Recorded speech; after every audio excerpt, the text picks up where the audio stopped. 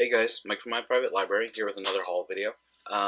It's been, well, I guess technically it's been a couple weeks since the last one, but yeah, this is all new stuff I picked up. There's a little bit here, but I want to get through it really quickly, and so yeah, let's get started. I'm going to do stuff in bunches if possible. So starting off, Scott Pilgrim, the new color editions, volume 5 and 6. 6 I sprung for the Evil edition, just because I really liked how it looked. 5, I didn't really care for the Evil edition cover, but with this, I now have half of the books in the Evil edition, so maybe one day down the road I'll spring and just grab the other volumes I don't have and trade them up for the Evil editions, just because, you know, what the hell at this point. They are really nice looking. You know, the only real difference being that Evil editions have variant cover art and they don't have anything on the back. But yeah, really glad that now Scott Pilgrim is completely in color. It looks amazing with this color by Nathan Fairbairn, and who knows what's left for the series now. Maybe there's an omnibus in the way. I said it before, the big gosh darn Scott Pilgrim.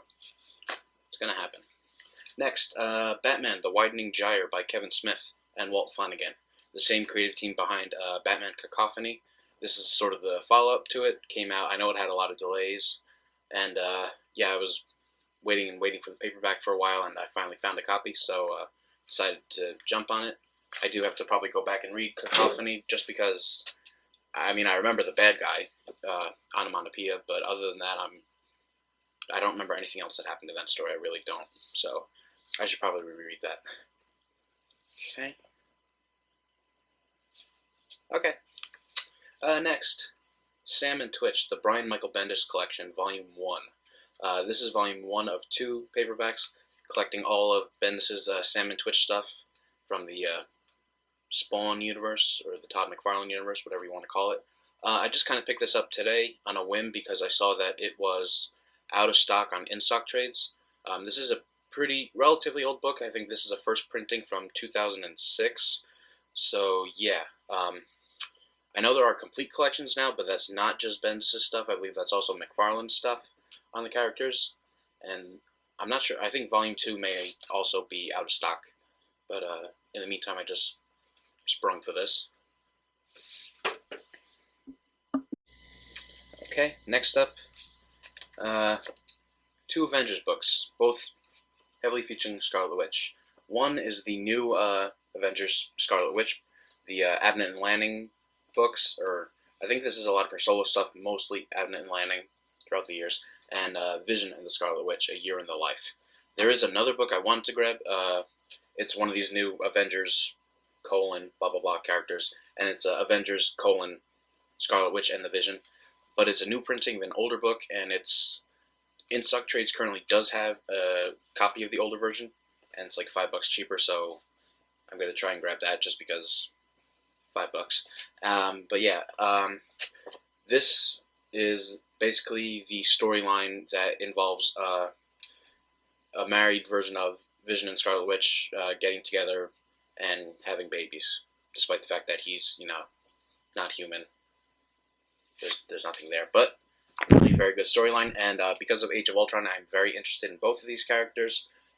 Going into it, you know, even beforehand, when they first announced Bettany as the Vision, I was really excited because it's just really cool, and I haven't read much involving the characters other than Jeff Johns' little 4-run miniseries on the Vision as part of his Avengers stuff, and Scarlet Witch, basically nothing other than House of M. Although I am reading New Avengers now, and she's really important at the beginning of that, even though it's kind of for, you know, crappy reasons. Next, Captain Marvel, Stay Fly, Volume 2. This, I think, wraps up Kelly Sue DeConnick's current Captain Marvel run, so this is the 4th paperback. There is more to Captain Marvel, but I think it's mostly seen in DeConnick's Avengers Assemble run, and sort of tied in with Guardians of the Galaxy. So there is more stuff to be read, but I haven't read it, so with the new movie being announced a couple years in the future, there might be an omnibus in the works, which would be really great, because it is a really cool run. Okay, next, Fantastic Four, World's Greatest, and The Master of Doom, the 2 books that make up Mark Millar and Brian Hitch's run on the Fantastic Four.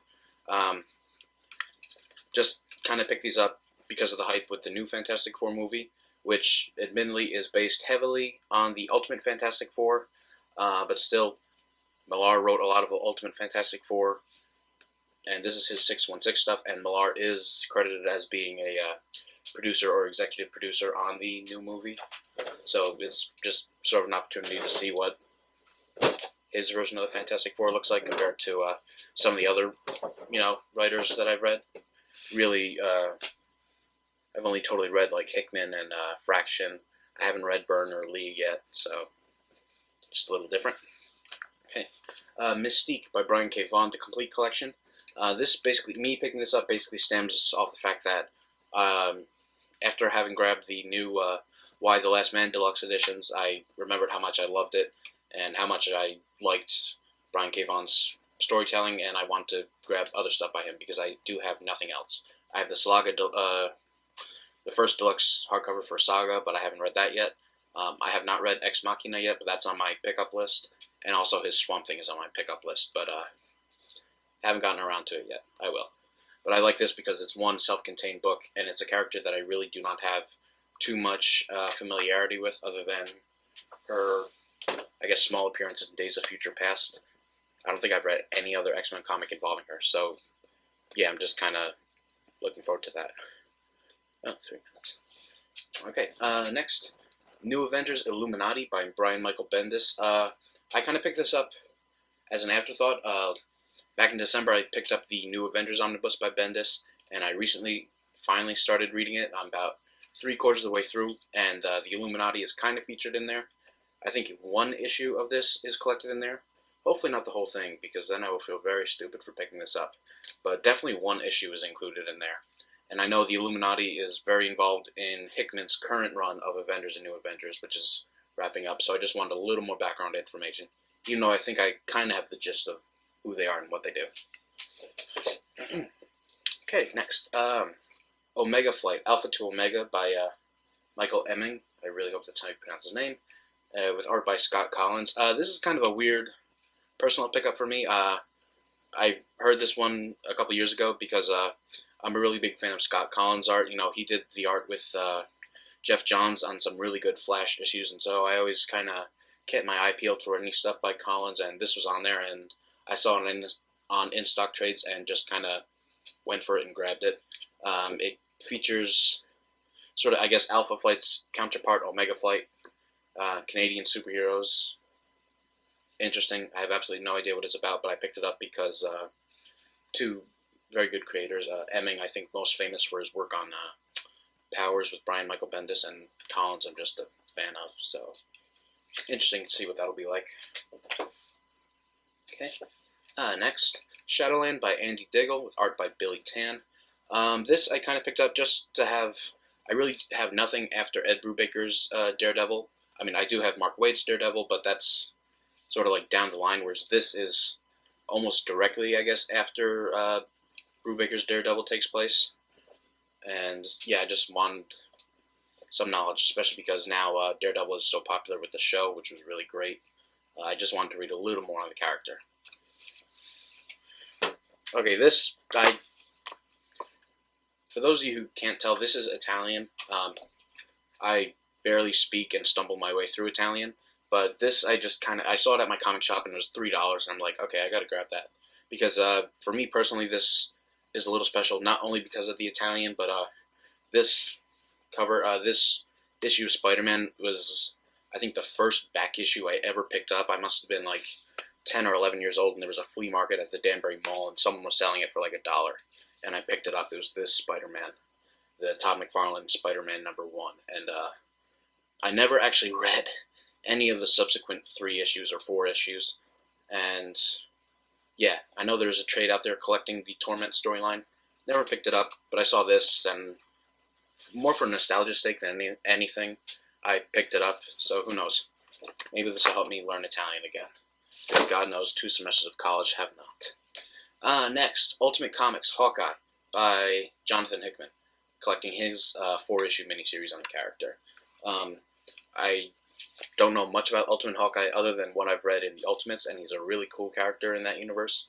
Not that 616 Clint isn't, but Ultimate Hawkeye is definitely a little more badass and terrifying at times. So, really cool to see what will happen in this book. And it is a short series, came out a while ago. Should be pretty easy to track down if you're looking. Okay, next up, the Golden Age Flash Archives, Volume 1, by whoever created the Golden Age Flash. Another book I picked up on a whim. It's been sitting in my comic shop for basically as long as I can remember. But I checked online, and apparently this is quite out of print. It's one of the DC Archive books, which people are, understandably, people are reluctant to pick them up because they are a $50 cover price, and they are, small volumes collecting, well, this collects 17 early adventures from the Flash, but meanwhile, 17 adventures back then were a lot shorter. But, yeah, just interesting. I really don't know much about Jay Garrick other than his kind of brief little appearances in the Flash comics by other writers, in other stories. So, I mean, if anything, this will be worth hanging on to just because it is slightly rare, out of print, and interesting. I'm slightly familiar with Silver Age comics. I've read a lot of the original Spider-Mans. I've read the original Silver Age Atom books. I have those archive editions, but this is the first Golden Age stuff I've read, so not sure exactly how comfortable I'll be with reading, but I think it's definitely something worth hanging on to. So, interesting. Okay, next, hardcover. Black Widow, The Name of the Rose, by Marjorie Liu. Sorry. Art by Daniel Acuna. I picked this up just on a whim. After seeing Age of Ultron, there was kind of a little bit of backlash about Black Widow's characterization in the movie, and a lot of people pointed this out as a really good Black Widow story to show her strengths, and sort of similarities between this book and the movie is her dealing with infertility. So, just an interesting Black Widow story. I liked it. Interesting. I don't know if Lou wrote anything else Black Widow, but I really haven't heard too much about any Black Widow solo series out there. So if you have any recommendations on those for me, I'd love to read more because this was really interesting. Okay. Next, I got one of these Marvel Premiere books. It's X-Men vs. Fantastic Four by Chris Claremont. Yeah, I know they've stopped making these Marvel Premiere versions, so I've kind of been hunting down the ones I think will be interesting to me. And this one definitely appealed to me. I really have not read much by Chris Claremont, which is kind of a sin, I guess, if you're an X-Men fan, and I am.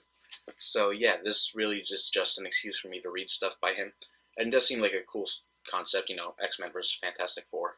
So yeah, no idea what this is about. I'm guessing it's about the X-Men versus the Fantastic Four, and I'm assuming it will be good, because it is Chris Claremont, and I think it's art by Jim Lee, who's really good. Okay, this one I'm kind of proud of. I had a lot of fun with. This is Get Jiro by Anthony Bourdain. Anthony Bourdain, if you guys don't know, is a chef and a travel writer and a food writer. Probably most famous for Kitchen Confidential and TV shows like Parts Unknown, stuff like that. And for those of you who don't know, my family owns a pizzeria, so food really is my life. And just having watched his shows and knowing that he puts up with a lot of the same crap that I have to do every day it makes me feel good inside. And to hear him or watch him write something like this is really cool. Basic gist is it's sort of set in the future in a different version of Los Angeles, where basically food is the most important thing. Restaurants are king and chefs are kings, and you got this little guy, Jiro, who's running his own little humble shop in the outskirts of town and being courted by these two big conglomerate chefs, and him basically taking them down to let people decide which food is best. It sounds complicated and stupid, but it's actually a lot of fun and really over the top in a way that you wouldn't expect from a writer like Bourdain. This is his first foray into comics, and it's really cool. I might do a spotlight video on it just because I can't stop gushing about it. It is really cool. If you can find it, I definitely recommend it. Okay, now I got two Marvel original graphic novels, the only two I have so far. Spider-Man Family Business by Mark Waid and James Robinson, and Avengers Rage of Ultron by Rick Remender. Like I said, I saw this when it first came out. I really did not know what a Marvel original graphic novel was. I just assumed it was, you know, an original graphic novel featuring a Marvel character. But apparently these are counted as in-continuity events. So Family Business, I guess, takes place, I mean, whenever it came out, I guess a year or two ago. And Age of Ultron apparently will take, Rage of Ultron, sorry, will apparently take place after Secret Wars is finished, because there are characters involved there. Really cool little Ultron story. It's only really the second thing I've read with him, other than his original appearance in the second Avengers Omnibus there. So yeah, a cool Ultron story. Just kind of a quick note, the introduction is really good. I think the introduction is by Kurt Busiek, and it's a really kind of interesting note on Ultron's origins and his story. So if you have this, take a look at the introduction. People tend to ignore it, but it's actually really good.